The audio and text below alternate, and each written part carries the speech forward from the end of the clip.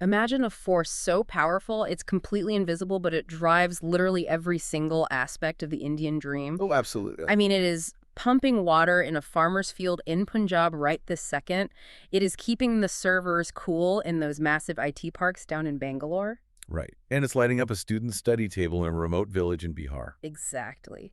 We are talking about the absolute lifeblood of the economy today. We are talking about energy. Because you really cannot have a $5 trillion economy running on a flickering light bulb. It just doesn't work. It really doesn't. And welcome back to another deep dive. Before we get started, I want to speak directly to you, our Simplified UPSC by PPP audience. Yes, listen closely. If you are prepping for General Studies Paper 3 right now, just stop what you are doing. This isn't just some dry lecture. This is your ultimate audio guide to cracking the energy sector. By the time we are done today, you aren't just going to understand the policies. You're going to be able to answer prelims and mains questions with the kind of confidence that actually gets you on the rank list. We are going to connect the dots between the static theory and the dynamic reality of today's exams. But a humble request before we dive into the heavy lifting here. Please subscribe to the Simplified UPSC by PPP YouTube channel. It helps us a lot. It really does. And if you find value in what we do, and if you are capable, please consider supporting us on Patreon. That support is literally what keeps this high-quality content coming your way. It allows us to do the crazy amount of research required for these deep dives. So a massive, heartfelt thank you to all our current supporters. You make this possible. Definitely. Also, don't forget that free notes with practice previous year questions or PYQs are available on our public Telegram channel. And if you want the gold standard, you have the organized access to all the video series, the detailed premium notes, extra PYQs, and those model mains answers. You really need to get into the private Telegram library. Just DM us on the public channel to join. Like the video, leave a valuable comment, and help the algorithm help us. Let's get to work. Let's do it. So today we are opening up that foundational text for pretty much all aspirants in Sanjeev Verma's Indian economy. And we are laser focused on Chapter 12, Integrated Energy Policy 2031-32. But we have a strategic addition today. I do. Sanjeev Verma provides an excellent foundational framework. It's the skeleton of the policy, if you will. But the energy sector, it moves incredibly fast. Too fast sometimes. Right. So to ensure you have the most current data for your exams, we're layering in updated concepts and schemes from Vivek Singh's Indian economy. It's the best of both worlds. Foundation plus current affairs. So let's start with the absolute basics. Why this specific policy? Why focus on the integrated energy policy of 2031-32?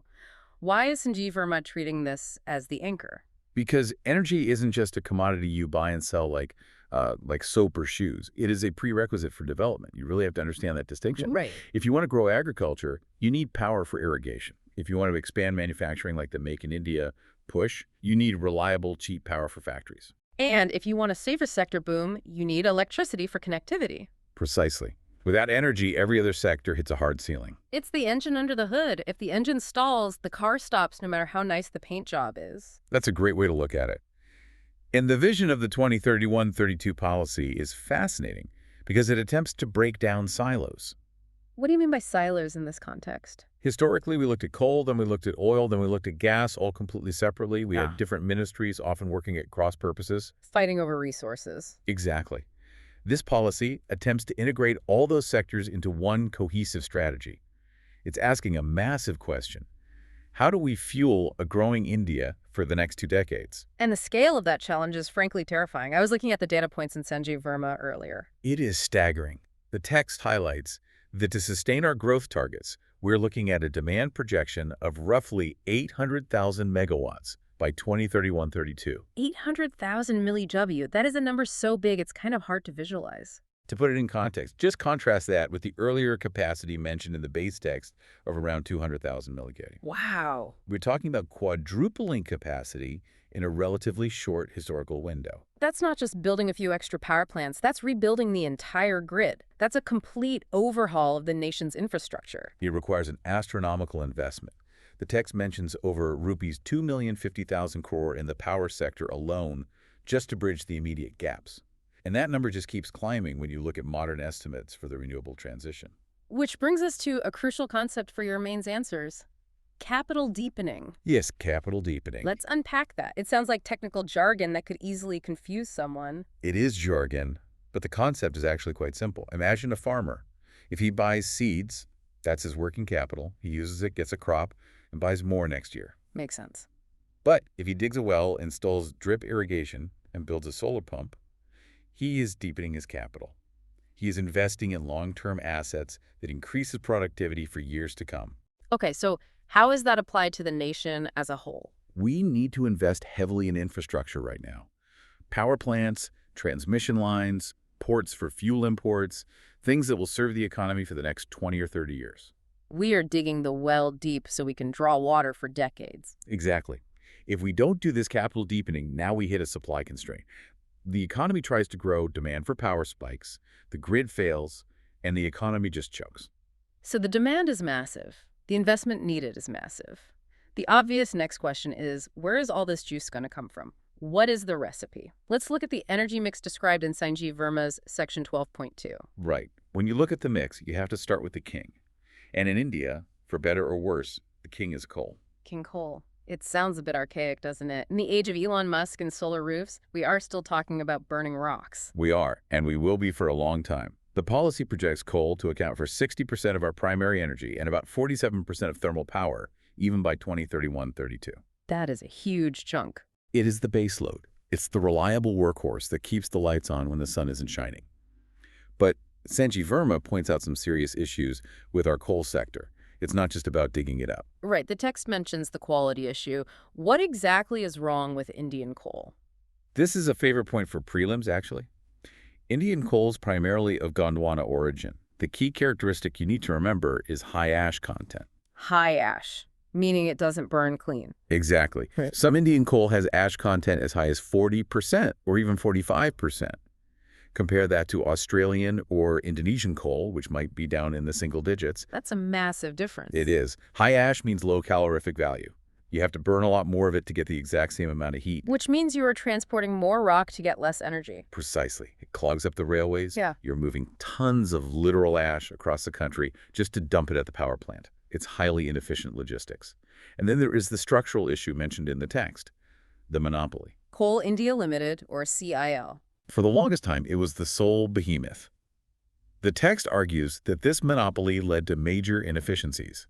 If you have no competition, you have no incentive to be efficient. No incentive to use better technology to get coal from deeper mines. That makes sense. But here's where we need to bring in Vivek Singh for an update, right? Because things have changed on the monopoly front recently. They have. And this is a crucial update for the exam. The government has shifted towards commercial coal mining. We are effectively ending the monopoly of Coal India Limited. We are now allowing private players to mine coal commercially. Wait, distinguish that for me. Private players were mining before, weren't they? They were, but only for captive use. Captive use? Yeah. If you owned a steel plant, you could get a license to mine coal, but only to burn in your own steel plant. You couldn't sell it to your neighbor. Ah, I see. And now? Now with commercial mining, you can mine it and sell it on the open market. The idea is to bring in private sector efficiency, modern technology, and crucially, to reduce our import bill. Because even though we have the fourth largest coal reserves in the world, we were still importing massive amounts because CIL just couldn't dig it out fast enough. Exactly. It was a paradox that commercial mining is trying to solve. Okay, so coal is the king, but it's a dusty, inefficient king getting a privatization makeover. What about the next big player? Petroleum. Sanjeev Verma calls this the Achilles heel of the Indian economy. The ultimate weak spot. The statistics are frightening, honestly. We have an import dependence that has historically been around 70%, and projections suggest it could rise to 90% by 2030. 90%. That means for every 10 liters of petrol we use, 9 are coming from outside India. Essentially, yes. And think about what that means for our national security. We are vulnerable to two huge risks. First, geopolitical risk. Much of this comes from West Asia. Right. If there is a war, a blockade, or any instability there, our primary supply line is threatened. And the second risk? Economic risk. Yeah. Global price fluctuations. If oil prices spike, our import bill skyrockets. This hits our current account deficit hard. Yes. It weakens the rupee. It causes imported inflation at home. It's a chain reaction that destabilizes the whole macroeconomic framework. So what does the policy recommend? Do we just cross our fingers and hope for peace in the Middle East? No, a sovereign nation cannot rely on hope. The text discusses the recommendation for maintaining strategic petroleum reserves, or SPR. The goal is to have at least 90 days of strategic crude reserves. Like a rainy day fund, but for oil. Exactly. Huge underground caverns in places like Padur Mangalore and Visakhapatnam where we store millions of metric tons of crude oil. Okay.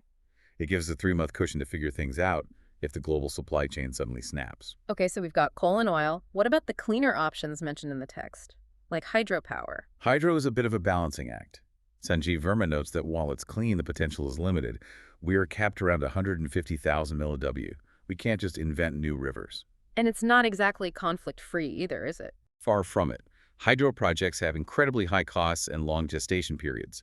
But the biggest issues are ecological balances and the displacement of people. Because of the dams. Right. When you build a massive dam, you submerge forests and entire villages.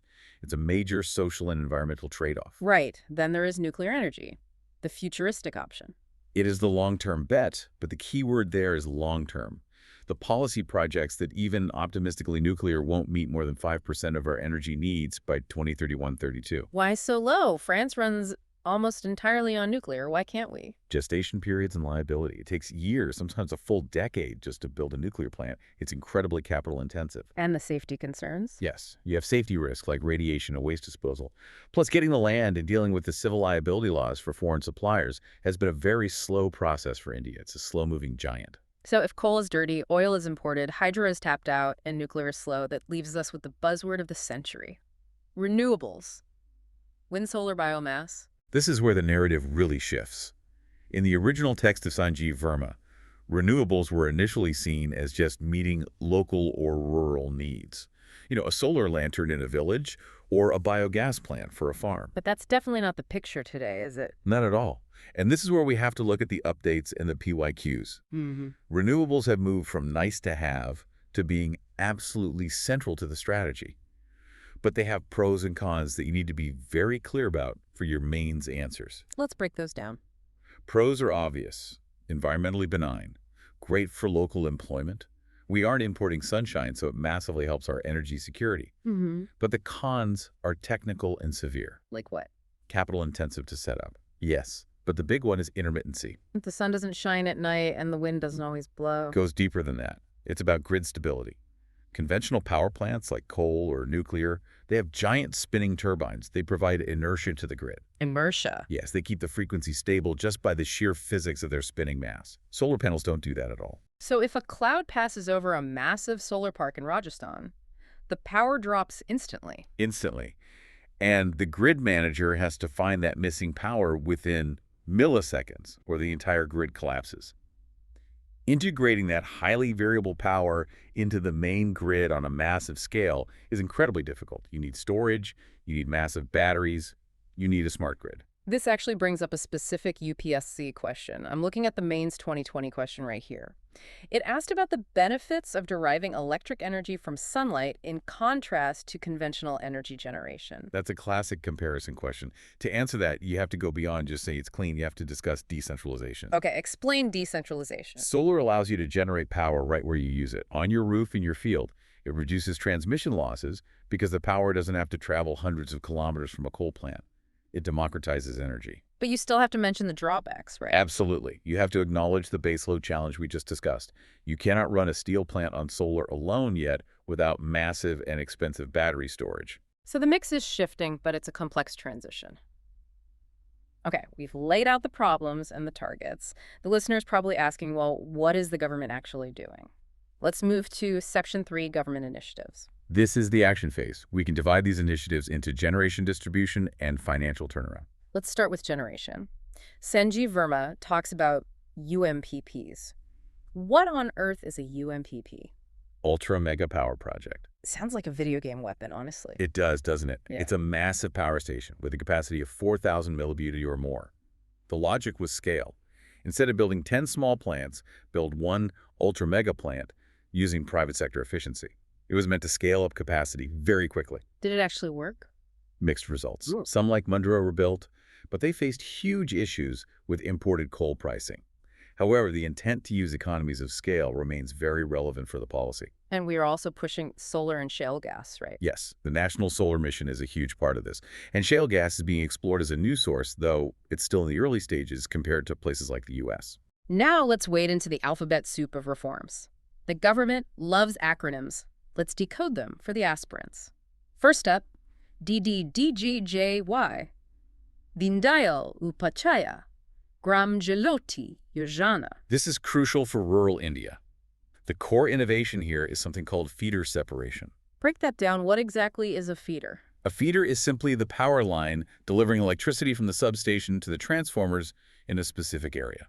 In rural India, you have two main types of demand: agricultural for running heavy irrigation pumps and non-agricultural for households, schools, hospitals. Okay, so before DDUGJY, they were all on the same wire. Exactly, and that was the core problem. If the grid was stressed or if you wanted to limit power to farmers to save groundwater, you had to cut the line. But that meant cutting power to the school and the hospital too. The whole village just went dark. So DDUGJY separates them physically. Yes, it builds a separate line for the pumps and a separate line for the homes. This means the government can say, okay, farmers get 8 hours of power during the day for pumps, but the village homes get 247 power for lights and fans. It allows for targeted load shedding without plunging people into total darkness. Exactly. It's a very smart structural fix. Next acronym, IPDS. Integrated Power Development Scheme. Think of this as the urban counterpart to DDUGJY. It's about strengthening the sub-transmission network in cities. But the key here is IT enablement, specifically smart metering. Smart meters. Why are they so important? Is it just about sending accurate bills? It's about real-time data. A smart meter talks back to the utility constantly. It tells them exactly how much power is being used and exactly when. So it tracks usage patterns. Yes. It helps prevent theft, sure, but it also helps the utility plan. If they know exactly where the load is spiking, they can manage the grid much better. And then the big one from Vivek Singh's updates, Saubhagya. Pradhan Mantri Sahaj Har Ghar Yojana. The goal is simple: power for all, universal household electrification. But how is this different from rural electrification? Didn't we just cover that? Great question. DDUGJY brought the wire to the village transformer. But just because the village is technically electrified doesn't mean your specific house has a bulb. Right. Saubhagya was about the last mile connectivity. It's about taking the wire from the pole outside and actually connecting it to the poor household, giving them a meter and giving them an LED bulb. Got it. So DDUGJY brings it to the village and Saubhagya brings it into the living room. Exactly. Now all these schemes, building plants, connecting wires, they cost a lot of money. And the entities that buy and sell this power, the Discoms or distribution companies, have traditionally been financial disasters. Sanjeev Verma talks heavily about this mess. The financial mess of Discoms is the black hole of the Indian power sector. You can generate all the power you want, but if the middleman who sells it to you is bankrupt, the whole system collapses. They literally can't pay the generators. Why are they bankrupt, though? Theft, low tariffs, and giving free power for political reasons. Yeah. They were constantly buying power high and selling it low, or just not getting paid at all. Yeah. Their debt was spiraling completely out of control. So enter UDAY. UDAY Discom Assurance Yokana. UDAY was a massive financial turnaround scheme. Now listen carefully to this, because people often confuse this with a simple bailout. It wasn't just giving them free cash. It was financial engineering. How'd it work? The state governments were asked to take over 75% of the debt of their Discoms. The state government just takes the debt onto its own books. Yes. This cleans up the Discoms' balance sheet so they can borrow again and actually buy power. But in return, the Discoms had to sign a memorandum of understanding promising strict operational improvements. Like what? Installing smart meters, reducing theft, updating their infrastructure. Yeah. It was a classic carrot and stick approach. We will fix your past sins, but you have to promise to be good in the future. Did it actually work? Partially. It cleared the books initially, but without fixing the underlying political economy, the pressure to keep tariffs low, the debt has started creeping right back up again. It's a recurring problem. Vivek Singh also mentions a really interesting scheme called KUSUM. This one has a catchy tagline, Anna Data to Uja Data. From provider of food to provider of energy. This is brilliant policy design if it's implemented well. It involves solarizing agriculture. Component A sets up small solar plants on barren land. Component B gives farmers standalone solar pumps. So they don't even need grid power for irrigation. Right, but component C is the real kicker. If they're connected to the grid and they generate excess solar power more than they need for the pump, they can sell it back to the grid. So the farmer essentially becomes a mini power plant. Yes, it gives them an additional income stream. It reduces the massive subsidy burden on the state. And think about the water conservation angle. How does it save water? Right now, if grid power is free, farmers leave the pump on all day. Why not, right? But if they can sell that solar power, every unit of electricity they use to pump water is money lost. Ah, so it creates an economic incentive to turn the pump off. Exactly. That is a game changer for groundwater levels. And finally, the one nation, one grid concept. This connects the entire country into a single frequency grid. It means if there is surplus wind power blowing in Tamil Nadu, it can be instantly transmitted to power a factory in Punjab. It optimizes the whole system, balancing surpluses and deficits across the entire subcontinent. Okay, so we have the vision, we have the mix, we have the schemes, but in the Indian economy, I still experience power cuts. My bills are still confusing. The Discoms are still struggling. Why? Let's move to Section 4, structural bottlenecks. This is the reality check section. Yeah. Sanjeev Verma calls out the distribution nightmare. And the key metric here is AT&C losses. Aggregate technical and commercial losses. This is a term you absolutely must use in your exam answers. Don't just write losses. Break that down for us. Technical loss is just physics. When electricity flows through a wire, some of it is lost as heat. You can reduce this with better transformers and thicker wires, but you can't ever eliminate it. That's usually around 10 to 15% in a good system. And commercial loss. That is a very polite way of saying theft and inefficiency. People hooking wires directly to the overhead line meters that are rigged bills that are generated but never actually collected. Sanjeev Verma mentions India has some of the highest losses in the world, around 25%. Just imagine a shopkeeper who loses 25% of his inventory to shoplifters every single day. That business cannot survive. That is the Indian power sector. That is a staggering analogy, and this links directly to the political economy of power, doesn't it? It does. The root cause is often the state electricity boards, or SEBs. The structural flaw is bundling generation, transmission, and distribution all together, and then using them as political tools. The famous free power to farmers promised during election season? It sounds great on a campaign poster. Vote for me, get zero bills. But economically, it's disastrous. If farmers get free power, the Discom loses massive amounts of money. To survive, the Discom has to overcharge someone else. The industries. Yes. This is called cross-subsidization. You charge the factory Rs 10 or Rs 12 per unit to subsidize the farmer paying zero. And then the factory complains that made in India is too expensive because their energy costs are double what they are in China or Vietnam. Exactly. It makes Indian manufacturing uncompetitive globally.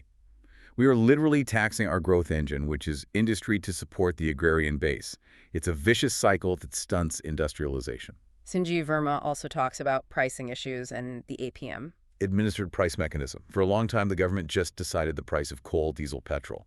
The policy argues we need to dismantle this. We need market-determined pricing. Why? Wouldn't that just make everything more expensive? It might make it more expensive in the short term, but it reflects the true scarcity of the resource. If prices are artificially low, people waste energy. We have very high energy intensity in India, meaning we burn way too much fuel to produce too little GDP value. So market pricing actually forces efficiency. Correct. It forces you to buy better machines, insulate your buildings, and actually conserve energy. This is heady stuff, but we promised our listeners we would make them exam ready. So let's put on our examiner hats now. Section 5, PYQ linkage. How does UPSC actually ask about this? They rarely ask direct questions like what is coal. They ask about the implications and the connections. Let's look at Maine's 2013. Write a note on India's green energy corridor to alleviate the problem of conventional energy. See, this connects directly to our earlier discussion on renewables and transmission. The green energy corridor isn't just a road planted with trees. It is the physical infrastructure, the high-voltage transmission lines, specifically built to evacuate power from renewable-rich states. You would answer this by discussing the intermittency of renewables and how a dedicated corridor helps integrate them into the national grid without destabilizing the conventional flow. And here's a really juicy one from Maine's 2022. Do you think India will meet 50% of its energy needs from renewable energy by 2030? That is a critical thinking question. You can't just say yes or no. You have to use the data we discussed. You'd say yes, installed capacity is growing exponentially thanks to solar emissions. But then you bring in the expert nuance. Which is? The difference between installed capacity and actual generation. Okay. A solar plant might have 100 millieW capacity, but it only generates when the sun shines right. Maybe a 20% plant load factor. A coal plant generates 247. So meeting 50% of capacity is much easier than meeting 50% of actual energy needs. You construct a balanced answer using that specific distinction. That is the exact kind of nuance that gets the extra marks. And Maine's 2020 asked about the benefits of solar versus conventional. We touched on that with decentralization, environmental impact versus those baseload issues. Also, don't ignore prelims. They ask specific factual things. In 2017, they asked about run-of-river projects. That's hydro, right? Yes. It's a type of hydro plant that doesn't need a huge storage dam. It uses the natural flow of the river. It's more eco-friendly and causes way less displacement. And the 10-degree channel. That's a geography linkage. Yeah. While studying energy like ocean thermal energy conversion or island development in the Andamans, you need to know your map. UPSC loves connecting topics. So if a student is writing a mains answer on energy security, what is the ultimate model answer structure? Start with importance from Verma 12.1. Energy is the engine of growth. Move to challenges from Verma 12.4. Import dependence. AT&C losses the coal quality issue. And then Conclude with way forward. The policy 2031-32 plus the initiatives like Solar UDAY KUSUM. Policy plus implementation equals solution. simple, structured, effective. That's how you score marks. We have covered a massive amount of ground today. Let's recap the journey. We started with the sheer scale of demand, 800,000 millioW needed. We looked at the mix. Coal is still king, but dirty. Oil is the major vulnerability. Renewables are the hope, but they face integration challenges with the grid. We unpacked the schemes, DDUGJY for rural feeders, Saubhagya for connections, UD for the financial mess. And we face the hard truths about structural bottlenecks, theft losses, and the politics of free power causing cross-subsidization. It's a complex beast, but one that India has to tame if we want to be a developed nation. Absolutely. And as we close, I want to leave the listener with a final thought. We talked a lot about MW and money today, but consider energy justice. Energy justice. Can we achieve these massive 2031 targets without leaving the poor behind? As we shift to market pricing to fix the Discoms, can the poorest Indians still afford to light their home? That's a vital question. And as we push for renewables to save the planet, how do we ensure the cost of that transition isn't borne by those who contributed least to the problem? That is the ethical dimension of energy policy. That is a very powerful thought to mull over. It's not just about the grid, it's about the people on the grid. Exactly. Well, we have reached the end of this deep dive. If you found value in this breakdown, please do us a favor and like the video. It really helps other aspirants find this content. And share your thoughts in the comments. Yeah. I genuinely want to know, what do you think is the biggest hurdle to India's energy security? Is it the coal monopoly? Is it the political populism? Let us know. A final reminder to check the Telegram channel for the free notes and those PYQs we discussed. And if you are serious about your prep, DM us to join the private library for the structured course content and model answers. And once again, a humble request for Patreon support, if you are able. It sustains this entire initiative. Thank you for listening. Keep learning, keep revising. See you in the next deep dive.